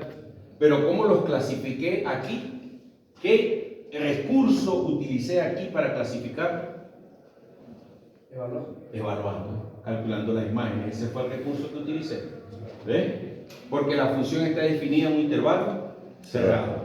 El recurso que utilizo para clasificar los puntos, ¿verdad que estos son los puntos críticos? ¿Cuáles son los puntos críticos? Este y este. ¿Y cómo los clasifiqué? ¿Cómo digo cuál es el máximo y cuál es el mínimo? A través de la imagen, utilicé ese recurso, utilicé la imagen. Fue suficiente para decir cuál es el máximo y cuál es el mínimo. Pero si la función no está definida ahí, ¿este lo puedo utilizar? No. Chao, no, tú no sirves. Adiós, yo no puedo hacer esa joda, no puedo. ¿Ves? Incluso este punto crítico también. Claro, porque todos están en el dominio de la función. ¿Ves? Todos esos son puntos críticos, todos. ¿Ves? ¿Entienden ahora la cosa? Entonces ahora yo sí necesito estudiar el signo de la derivada. Ahora sí. El recurso que voy a usar ahora es estudiar el signo de la derivada. Entonces ahora entienden por qué lo que les explicaba hace unos minutos. Vean la expresión algebraica. ¿En dónde cambia de signo? En el numerador, ¿verdad que sí? Sí. Porque el denominador siempre es positivo. ¿De acuerdo? Sí. Entonces aplique lo que usted sabe aplicar, lo que usted aprendió cuando está chiquitico aquí, cuando llegó a la facultad, que estaba hediondo a cartuchera, adoradora, cafetín. ¿Ves? Claro. Esto es lo que usted aprendió a usar, ¿no? Sí. Esto es lo que usamos para estudiar el signo, una expresión algebraica, ¿verdad? Sí. Solo que ustedes lo llaman el punto cementerio, pero esto es un recurso para estudiar el signo de una expresión algebraica. Entonces esto va de más infinito a I. ¿Te das cuenta? Chamo, eso pasa cuando me acerco al mediodía, tengo que ir a recargar allá. Tengo unas arepas, no, perdón, dije en voz alta. No, me traigo algo porque si no me desmayo aquí. En estos días le estaba dando clase de cálculo 10 y se me movió el piso. También era porque un toche tenía el pie ahí y me lo estaba moviendo. Joder, coño, me va a matar. Ajá. Aquí voy a dibujar el dominio de la función. No se olviden, aquí voy a dibujar el dominio de la función, ¿viste? Ah, ¿y cuál es el dominio de la función? Todos los reales menos el menos 2 y el 2, ¿ves? Para no ir a confundirme después. No. El dominio de la función.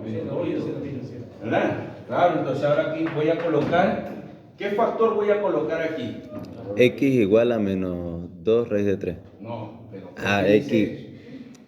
Eso mismo. Este es un factor, ¿verdad? ¿Y cuál es el otro factor? Claro. Sí. Ay, profe, ¿por qué saben? Ay, coño, yo no le voy a explicar todo cálculo 10 otra vez. ¿Ve? ¿Son o no son las raíces de este polinomio? Sí. Esa es la factorización, ¿no es así? ¿Cómo se factoriza si conocemos las raíces? X menos la raíz, X menos la raíz, no es. Claro, X menos X menos cambia más. Bien, y aquí voy a colocar los puntos críticos. ¿Dónde están los puntos críticos? Ah, uno me había dicho que era 2 y pico por aquí. Creo que era así, ¿no? Ajá, uno por aquí. Ajá, 2 raíz de 3. Y el otro me había dicho que era cuánto, menos qué. Menos 2 menos 3. Ajá, pero ¿dónde está? ¿Antes o después de menos 2? Está menos 3, menos 3.4. Menos 3,4 por aquí entonces. Ajá. Menos 2 raíz de 3, ¿ves? ¿Este dónde cambia de signo? En menos 2 raíz de 3. No, en 2 raíz de 3, porque es la raíz de él. ¿Cuál es la raíz de este hipotético? Ah. 2 raíz de 3, Sí, sí, que sí. lo anula. Sí, sí. Entonces, ¿dónde cambia de signo? En 2 raíz de 3. 2 raíz de Y a la 3. derecha siempre es. Positivo. Y a la izquierda siempre es. Negativo. Listo. ¿Y este dónde cambia de signo? Menos 2 raíz de 3. Ajá, y a la derecha siempre es. Y a la izquierda siempre es. Negativo. Ah, positivo aquí. Negativo. Chamo. ¿Ves? ¿Se da cuenta, ves? Esto fue lo que aprendimos en cálculo 10, ¿no? Claro. Menos por menos. Más. Más. Más por menos, menos. Más por más. Más. Como esto siempre es positivo, no me va a afectar esta tabla, ¿verdad que no? No. Claro. Entonces yo digo, está listo, está fácil. Aquí la función es creciente, porque la derivada es positiva. Aquí la función es decreciente, y aquí la función es creciente. Tengo listo. Ya sé entonces, ¿qué hay aquí? Un máximo relativo o local. ¿Qué hay aquí? Un mínimo relativo o local. ¿Ves? Y uno no cambia, pero más bien 2 porque no cambia. No, porque no saco. No están en el dominio. Claro, lo pongo ahí y pongo los factores X menos 2, X más 2 y analizo todo eso, por supuesto. Claro. ¿Eh? Entonces, por eso es que, ¿se acuerdan cuando leí al inicio? Hay que tener el ojo bien fino para ver en dónde cambia de signo y dónde no, ¿eh? ¿Se acuerdan? Sí, sí. ¿Está listo? Entonces, cuando vayan a colocar los intervalos de crecimiento y decrecimiento, bien, porque también ya con esto tenemos los intervalos de crecimiento y decrecimiento, ¿ves? ¿Ves dónde crece? F crece, crece en el intervalo que va desde menos infinito hasta menos 2 raíz de 3, unido con el intervalo que va de 2 raíz de 3 hasta más, y F decrece en el intervalo que va menos 2 raíz de 3 hasta menos 2 unido con menos 2 hasta 2 unido con 2 hasta 2 raíz de 3. Si me meten a 2 y menos 2, aquí están jodidos. Por eso hay que ponerle los huequitos allá, ¿ves? Para no cagar aquí colocando el intervalo de crecimiento. Porque exactamente me está diciendo que 2 y menos 2 están en el dominio. ¿Ves? Entonces, en X igual a menos 2 raíz de 3, la función tiene un máximo local. Vamos a poner local. Tiene un máximo local. El valor máximo es el valor, para poner valor máximo, este valor es valor máximo local. Este es, ¿cuál es este? Bueno, f de menos 2 raíz de 3, y usted eso lo calcula en la función. ¿Ves? Y le va a dar menos raíz de 3. Cuando lo calcule en la función, y en x igual a 2 raíz de 3, la función tiene un mínimo local. Este es, ¿quién es? Bueno, f de 2 raíz de 3, y cuando calcule eso le va a dar raíz de 3. Ay, profe, no tiene sentido que el máximo me dé negativo y que el mínimo me dé positivo. Hágale caso a esto. Si está bien hecho, hágale caso. ¿Sí? Cuando lo grafique se va a dar cuenta de lo que está. Ay, es verdad. Porque es que, profe, el máximo tiene que ser positivo, profe. Se crean unas leyes, unas teorías, unos principios más extraños Que esos son puntos sobre el eje X, ¿no? el mínimo tiene que ser.